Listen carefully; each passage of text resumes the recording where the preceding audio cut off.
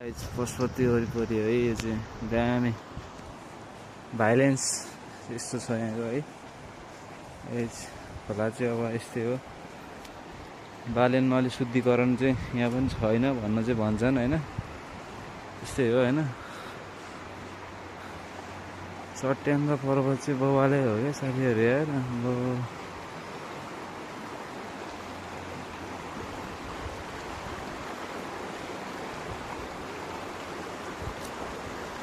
पुरानो रामचन्दन बाबाको आश्रम भन्छ क्यारे यतातिर कि कतातिर हो साथीहरू।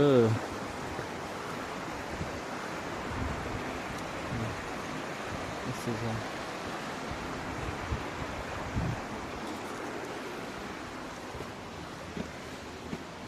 मेरो बाँदर बस्ने घर नि त।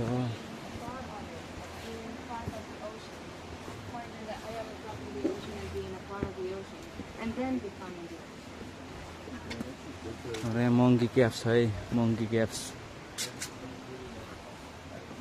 ल बाँदर त गायब भएछ त यार यहाँको। खोइ त बाँदर त हराएछ त, यहाँको बाँदर त हराएछ त। बाँदरमा चाहिँ यहाँ राजेन्द्रनाथ हरेन्द्र बारकीमा योगीहरूको चाहिँ यो आश्रम बनेछ अहिले चाहिँ होइन। हजुर बाँदर थियो हराएछ भने यार।